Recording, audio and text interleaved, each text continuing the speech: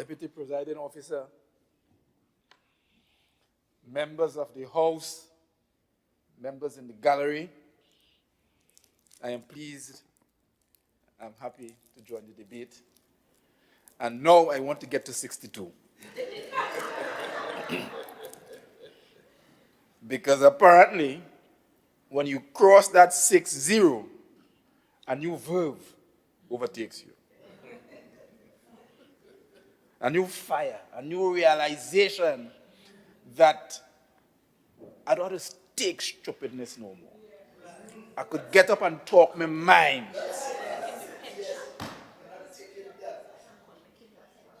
But I beg it long time, so I do it now before I get to 62. Deputy Presiding Officer, if value of life is the basis for the allocation of national resources, and if we were to use budgetary allocation, the budgetary allocation to Tobago as the yardstick to indicate the comparative value of life between Tobago and between Trinidad, whether we use an economic formula for value of life, or socio-political formula, or philosophical formula, whichever formula we use, we will arrive at the same result. The same result. That the government of Trinidad and Tobago and the central government considers the life, the value of life of the Trinidadian to be higher and greater and superior and better than the value of life of the Tobagonian. 30 years since 1996, and if I'm to be more specific, 25 years since 2020, we've had PNM in Tobago and PNM in Trinidad. 2 decades. And we are here every single year, scrapping and scraping for money to build a road, for money to build a school. We're scrapping and scraping to get Cal to fly to Tobago. Yes. Scrapping and scraping to get spelled, to get a license. 20 years of PNM in Trinidad. And my brother Orville in Tobago. And we still at the same place. And my good friend, Mr. Morris, has the audacity to tell Tobagonians that the man who the people of Buku rejected, who Rowley puts in the parliament to make laws in the senior house of the parliament, rejected by Tobago, 1 district, and who Rowley had the gall to put in the senior house, the Prime Minister of Trinidad and Tobago has the, to use Pastor Bain's phrase, unmitigated gall to put in the senior house, legislative house, to make laws for Trinidad and Tobago. And that is the example of where we live, where those in Trinidad have free rein to do anything, to say to Tobago, listen, man, I don't care what you say, I don't care what you do, I am your boss. And we could reject Dennis, you could reject Dennis, and what the next one named Lawrence, all you want.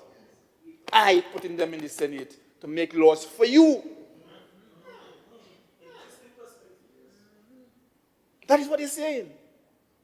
And that rolls down into the budget because these same blokes will come to Tobago and defend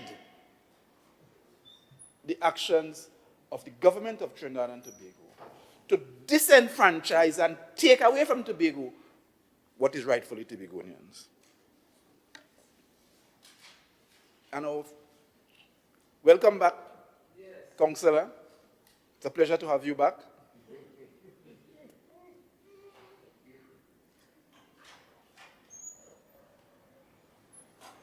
Our friends opposite and their friends in Trinidad will disagree. They would dispute. And they may have they may be impudent enough to attempt to disprove what I am saying. But we know that the PNM does lie. And it does lie so good that it does believe their own lie. But what doesn't lie are the numbers. The numbers don't lie. In the last 3 to 4 years, the development budget of Tobago, even as we get 4.03%, has come down from 300 million to 205 million at 4.03%. So that the percentage of a fixed variable means nothing and is of no benefit to Tobago, to the people of Tobago, and to the infrastructural needs of Tobago. I'm tempted to repeat that. In the last 4 years, with a 4.03% minimum budget, the development budget for Tobago has come down from 300 million to 205 million. And if we were to be bold enough and to accept the Chief Secretary's challenge to take every responsibility offered to us in the Act of 1996, the recurrent budget will skyrocket into Tobago. If we do take to our country planning, the budget gone up. If we do set up our own environmental agency, the budget gone up. And so we have been stuck in this quagmire that as we try to step out, we are burdened down by this budget problem. And that is the crux or one of the major cogs in this struggle for autonomy. This, as Pastor Baines put it, this control of your money by somebody else is the problem, is one of the major problems. And if we cannot, as Tobagonians, realize that a percentage of a fixed percentage of a variable budget in Trinidad has not worked, is not working, and will not work, and we take God out of our thoughts and accept bills that suggest that, we will be in quicksand instead of a quagmire. So, how do we move ourselves? What mechanism do we use to get ourselves out of this place where we are dependent on some man in Trinidad to say, here now, I'm going to give you this, or I'm going to give you that. We have to get to a place where we understand social equity and social equality. Social equality is a state where all people in a society have the same rights, the same status, and the same sets of responsibilities. It means that people are treated fairly and given equal opportunities without discrimination. Social equality, therefore, requires the absence of legally enforced social class, because that is what the budget does, you know. It enforces a superiority of the Trinidadian over the Tobagonian. And they legislate it, and then they police it to make sure that we remain subordinate and could achieve nothing. it requires the absence of discrimination based on an individual's identity. It requires equal access to public goods and social services, equal access to jobs and job opportunities, to education and social activities. Social equality is different from social equity. Social equity recognizes that people have different circumstances. And in this strata that we have built, that Eric and his boys have built in Trinidad and Tobago, there is no doubt that there is an inequity between Tobago and Trinidad, and that we in Tobago therefore have a different set of circumstances, and in recognition of these different circumstances, social equity will require that the government of Trinidad and Tobago allocate resources and opportunities in order for us to reach an equal outcome. That is a theoretical thing, and it may take some studying to understand it. But essentially, we have to get to the place in Tobago where we demand equity. Because Pastor Baines is right. Nobody giving us nothing. Member, please refer to the member by member. The member for Bethel, New Grange. Thank you. My apologies. Parliament recognize the difference in circumstances between Tobagonians, and Trinidadians. And in the both Acts of Parliament, Act of 1980, 1996, Parliament said in 1980, Section 21, Parliament gave us 24 areas of responsibility. In 1996, in Section 43, Parliament told the Cabinet and the people of Trinidad and Tobago that the Cabinet must consider these differences and must allocate budgetary resources because of these differences to bring equality between Tobago and Trinidad. Because Parliament recognized that Tobago's development was laxing far behind. Parliament also recognized that the PNM take all the money from Flora and spend it in Trinidad.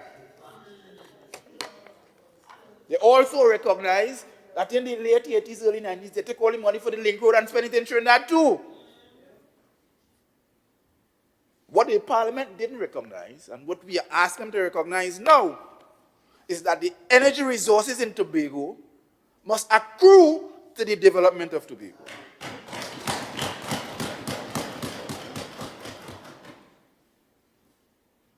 But they are afraid, you know. They are afraid to define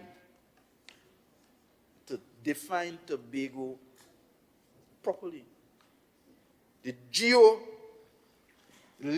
definition of Tobago, I'm coining that word, the geo-legal definition of Tobago will give Tobago resources on the Calypso field, resources in Poinsettia, resources in, what they call it, North Coast Marine area. All that is in Tobago. It will give Tobago Block 24, Block 22, Orchid, that are running pipeline from Orchid to Poinsettia now. And every time the gas bells say chiching, the Secretary of Finance, the Secretary of Education must say, the Secretary of Settlements must say, that is a block of house.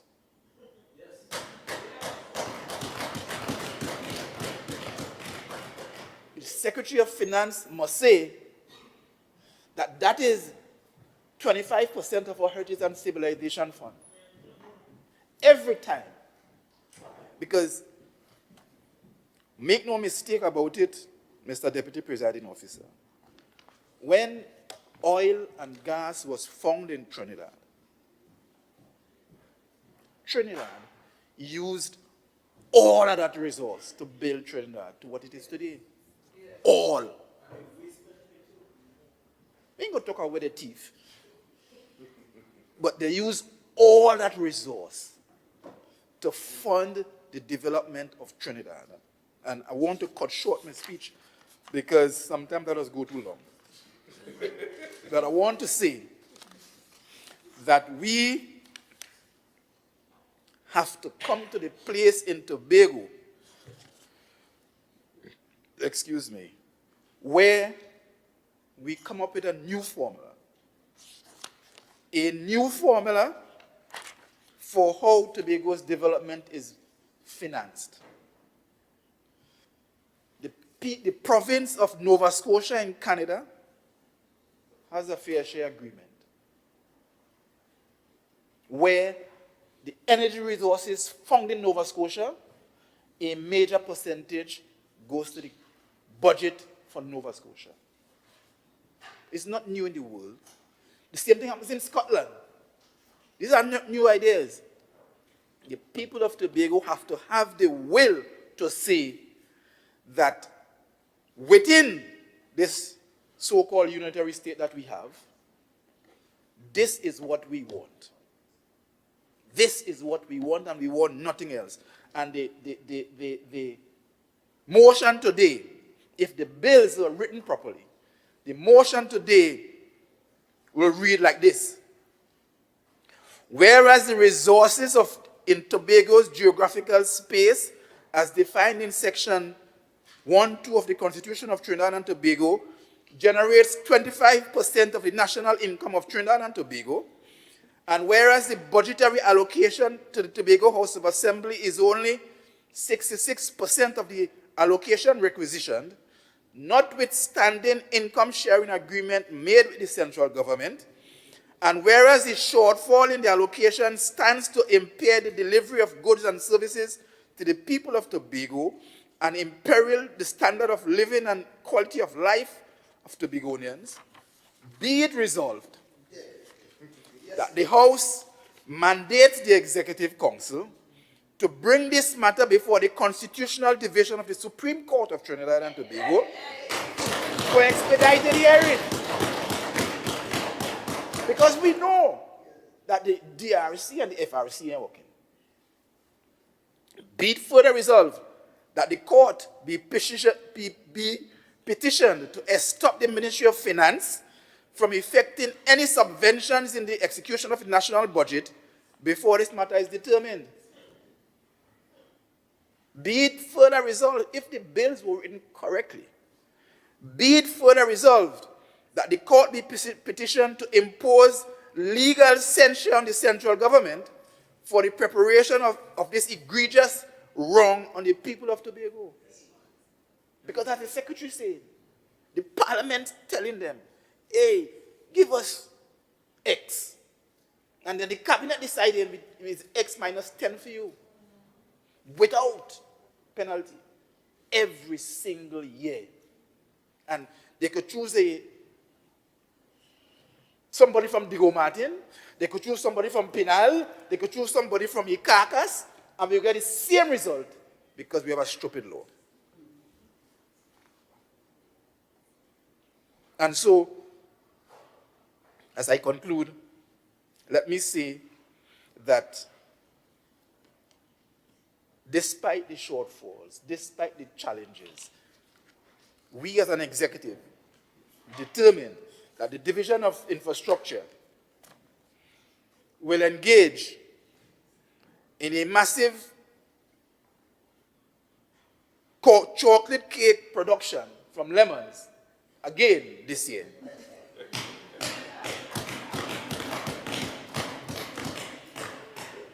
We will again use a mix of procurement modalities to ensure that Bad Rock Phase 1 is started.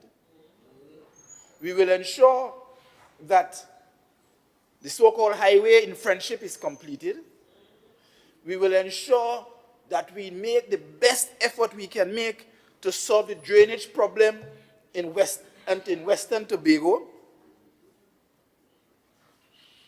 We will connect Sansas Hill going through Light and Life to Smithfield. We will complete the crossing of Dutch Fort to Garden Side. And we will do what we've been doing for the last 3 years. Provide employment to Tobagonians as we wait and put the systems in place for the economy to grow out of this doldrum that it is in. And it's not doldrum that we've created, what we have met. And we will continue to provide temporary employment until we can get rid of the PNM in Trinidad.